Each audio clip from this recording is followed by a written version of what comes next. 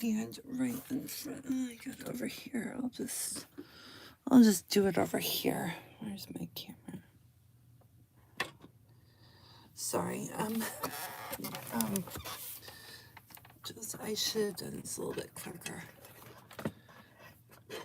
I used to do live broadcast stuff for so long, but I've gotten really tired and exhausted. Alrighty, so we have a lot to talk about today. Gotta find a new spot for my iPad when I do live streams. Alright, that's a better shot. Alright, so I'm going to tell you a few things of what's been happening in my little part of the world. The activists are continuing to get noisier, focusing on cute little children, because apparently there's a special education budget cut that the public radio station reported, but not WMUR TV. I don't get it. And so as a result, I've been blocked by NH now on the Facebook page and now on my 2 Instagram accounts, because in case you don't know how Instagram works, if somebody blocks you and hits and other accounts they may create, that includes any other account that you have logged into your Insta. So I can access it for my 2 public Instagram accounts, because they didn't like my commentary. Okay, it wasn't threatening in nature. Okay, this is what narcissists do. You want to talk about narcissism? They'll block you because they don't like dissenting views. Okay, so we're dealing with that. And then they're talking about this accessibility. You got to make sure the websites look so dull so the blind people can see the stuff. And there's no work on the other end to have screen readers and have someone else maybe help read them. We gotta dump things down. That's the rhetoric coming up from Concord right now. Not about autism. Autism is not a thing, apparently. And I've been feeling really depressed because I was trying to get my Substack to start working on building the Substack, but they want my 9-digit social security number, and then with that, I have to report to Social Security that I'm quote unquote employed, self-employed with Substack, so that's not going to work. So I'm feeling really continuously marginalized. It's okay to marginalize my group, but it's not okay for someone who's blind and crippled who are using the same funds from developmental services. This is getting to the point where I am sorry to use this hashtag and cliche given what happened a week ago yesterday. But I did a Google search on how to report white-collar crime. Dig deeper, FBI, Secret Service, I think the Secret Service in the sense of the money laundering, because that's what the Secret Service began as, right? The U.S. DOJ and then the New Hampshire DOJ. So these people that are running the non-for-profit governments, literally what we've been indoctrinated in the last week would apply to this. This is unreprehensible that these organizations get away with stealing taxpayers' money and stealing people who donate these people during, Thanksgiving time, Christmas time, and whatever. And what do? They squander it to talk about every other fucking disability than mine. This is zero tolerance. And I want these people in jail. There was a man who is running this activist group who was working as a school district employee. The video where I said I didn't want to live anymore, it's a short video that got a lot of attention. I sent him that video. And that person called the cops on September 6th of 2023. And then the police come up to her, rattling all of us.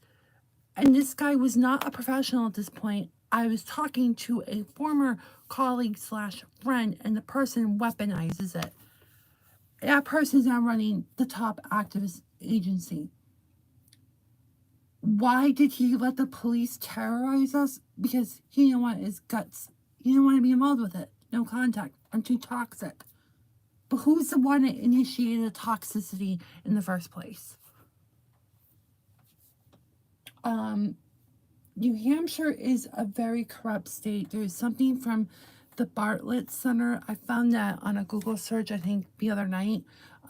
They are a libertarian conservative. It's Joya Bartlett. That the name is named after a famous, New Hampshire politician and part of our history of the United States.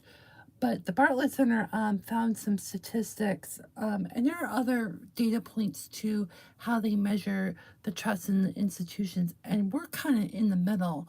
We're not just in the middle politically. We're in the middle of we we trust the authorities on everything. We don't question them reasonably. And apparently, a governor in the 1990s in the state of New Hampshire once said that the way they do business in the general court is a gentleman's thing, right? Old fashioned, old Yankee white person, we agree with a handshake with no legality. I know our government is very conservative, even in the state agencies. I know the people at the developmental services, I've heard that they listen to Rush Limbaugh, or used to listen to Rush Limbaugh when he was alive.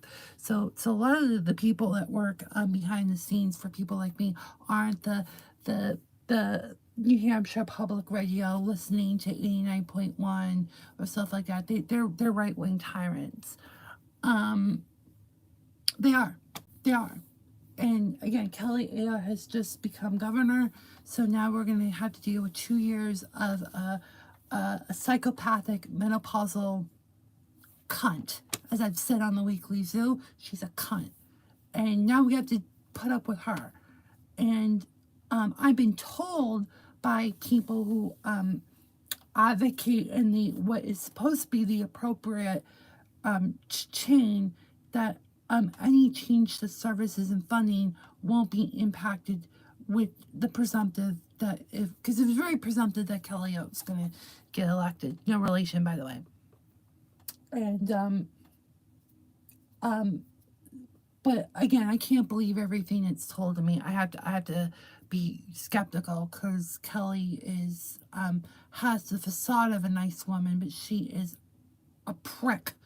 I don't even know her personally. I wouldn't even want to be around her. I actually walked by her at a Panera Bread in 2009 before she became a politician. She was still an attorney general, and I just remember walking away because I didn't want to be near her.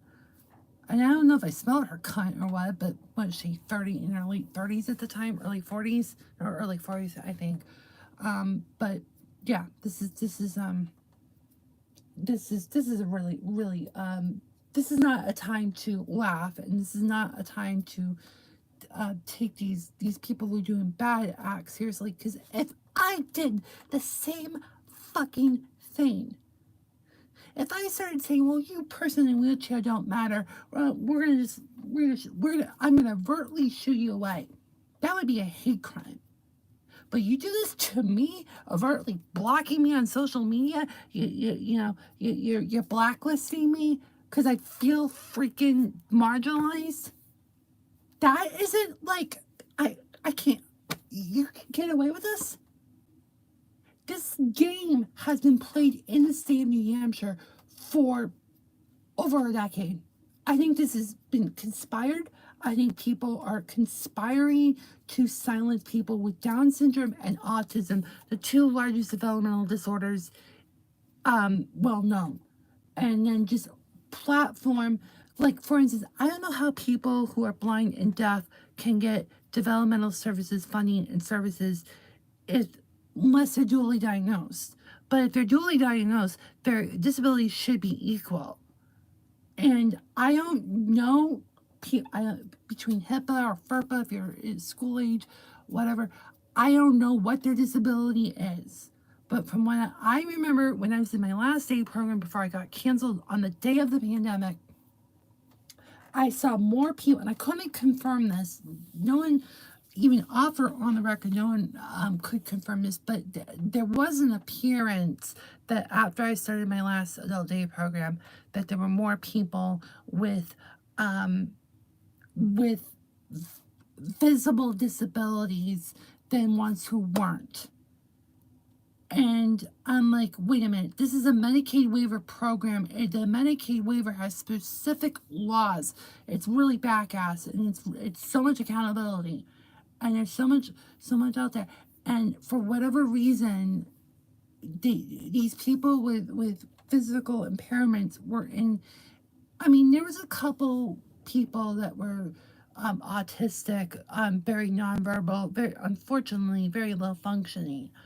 Um, but those were two of them. I mean, I can sort of like try to name them all off. The ones that are like me, where you could kind of assume they're on the spectrum, or well, even though I never, you could tell someone's on the spectrum. I mean, or somewhere. It's and when you're in the program, you can tell which ones. Okay, the people that were like me, there were like probably 10 of them, the ones I was close with, and but the new like I hate to say this, what is the word?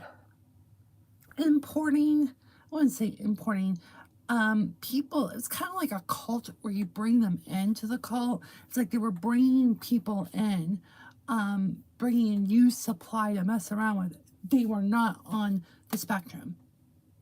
I'm just witnessing this with my two brown eyes, and I'm like, this is not right.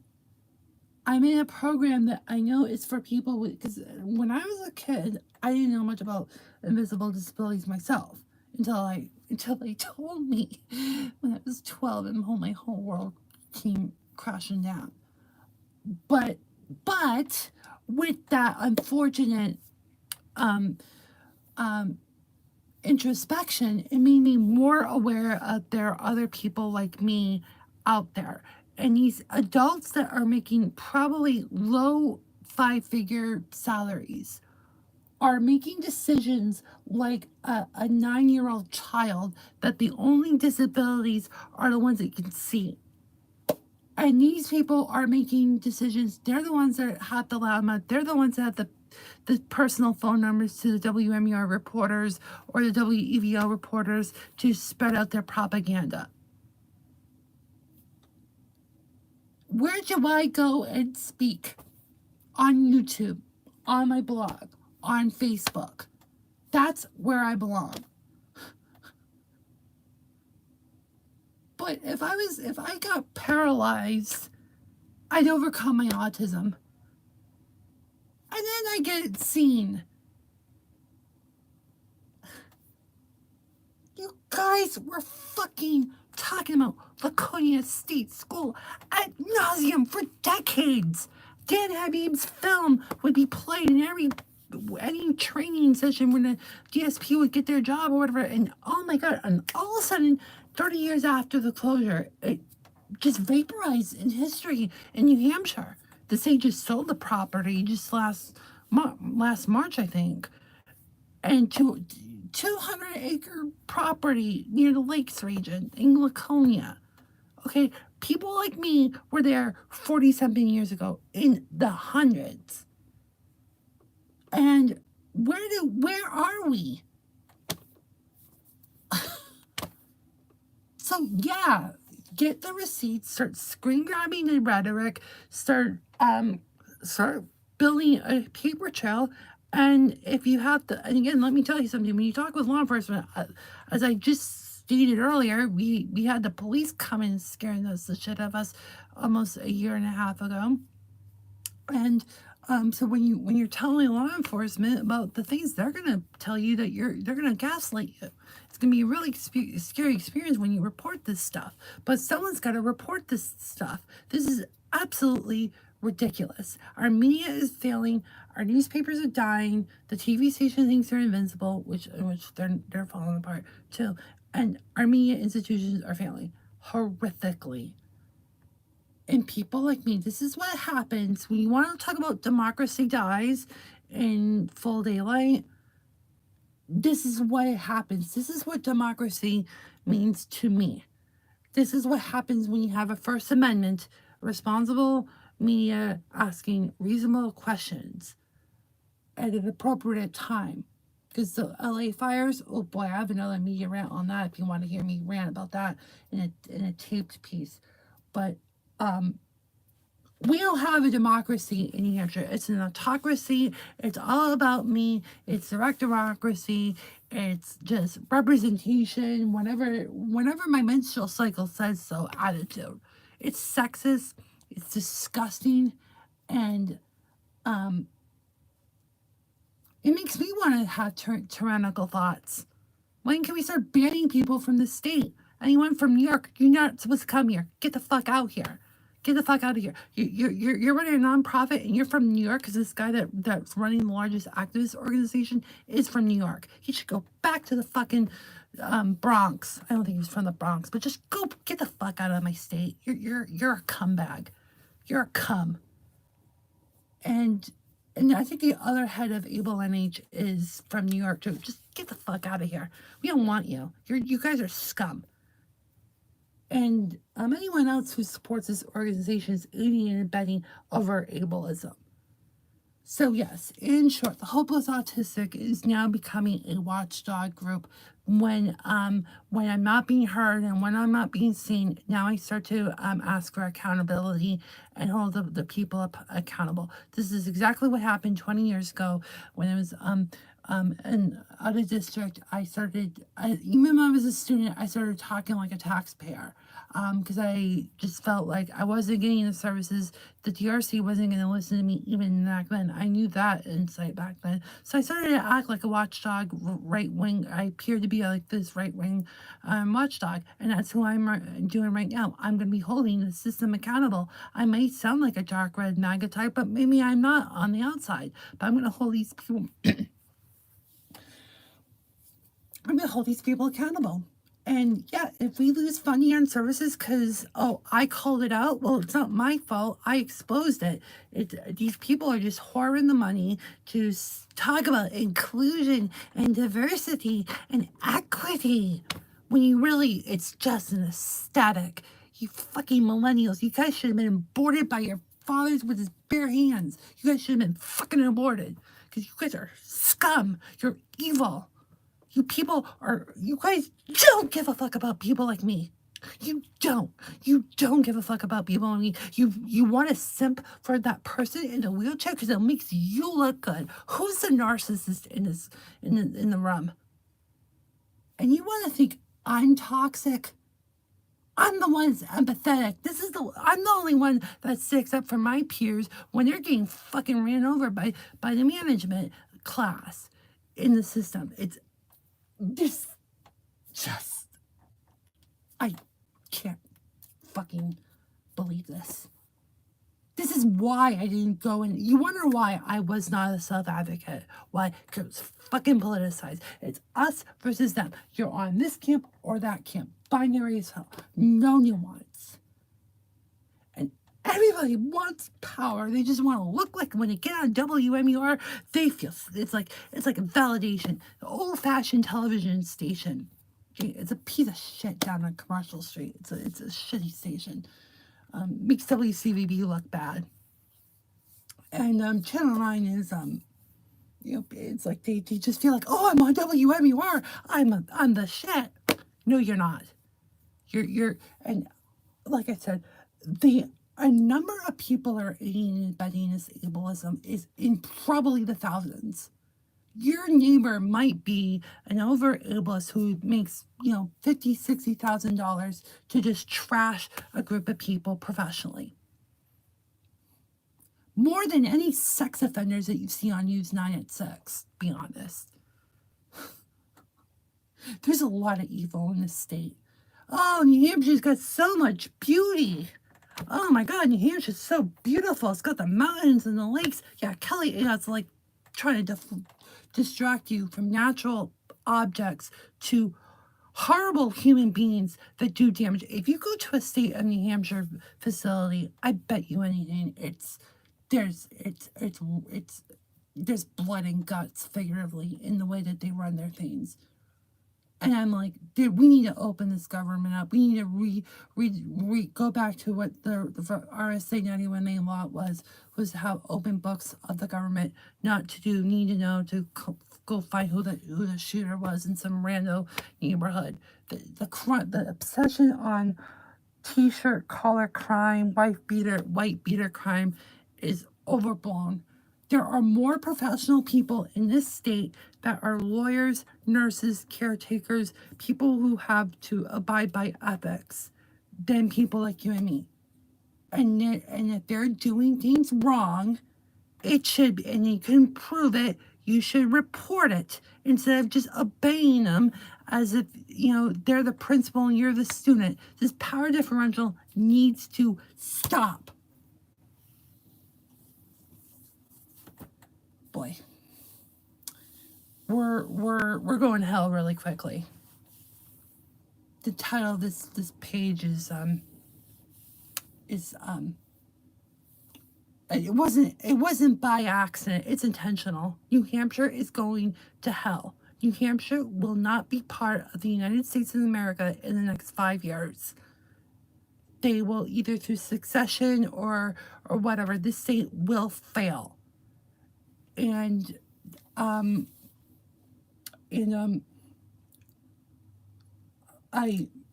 don't know what else to say other than